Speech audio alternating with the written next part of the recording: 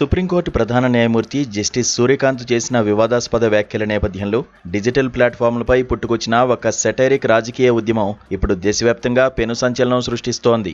ఇటీవల ఒక కేసు విచారణ సందర్భంగా సీజేఐ మాట్లాడుతూ ఉద్యోగాలు లేక సమాజంలో గుర్తింపు దొరకని కొందరు యువకులు బొద్దింకల్లాగా తయారవుతున్నారని, వారంతా ఆర్టీఐ కార్యకర్తలుగా మారి వ్యవస్థలపై బురద జల్లుతున్నారంటూ చేసిన వ్యాఖ్యలు తీవ్ర దుమారానికి దారితీశాయి. దేశంలో పెరుగుతున్న నిరుద్యోగం, పేపర్ లీకేజీలు, అవినీతితో ఇప్పటికే తీవ్ర అసంతృప్తితో ఉన్న యువతకు ఈ వ్యాఖ్యలు తీవ్ర ఆగ్రహాన్ని తెప్పించాయి.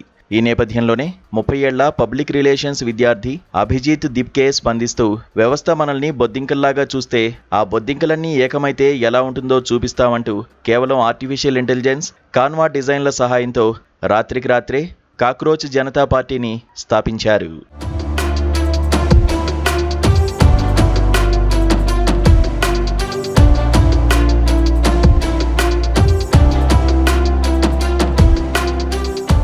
కేవలం ఒక డిజిటల్ ఆలోచనగా ప్రాణం పోసుకున్న ఈ వినూత్న ఉద్యమానికి సోషల్ మీడియాలో ఊహించని రీతిలో విపరీతమైన మద్దతు లభించింది. ఇన్స్టాగ్రామ్, ఎక్స్, ఫేస్బుక్ వంటి వేదికలపై ఈ పార్టీ కేవలం 76 గంటల వ్యవధిలోనే ఏకంగా 45 లక్షలకు పైగా ఫాలోవర్లను సంపాదించుకుని దూసుకుపోతోంది.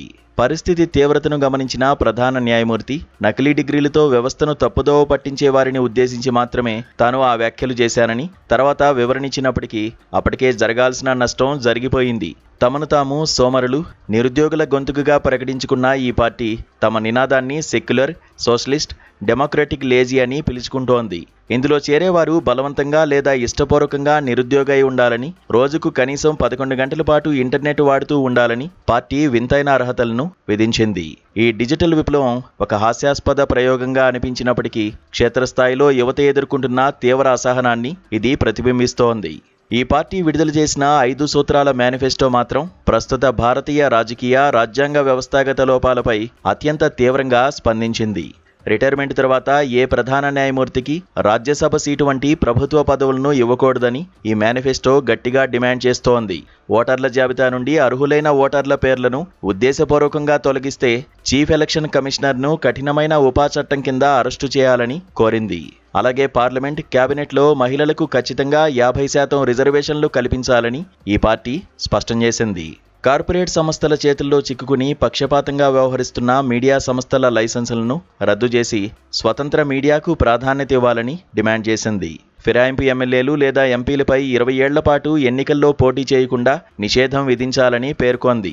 అన్నిటికంటే ముఖ్యంగా పారదర్శకతకు పెద్దపీట వేస్తూ తమ పార్టీ పూర్తిగా ఆర్టీఐ పరిధిలోకి వస్తుందని, తాము ఎలాంటి రహస్య విరాళాలు తీసుకోబోమని వెల్లడించింది.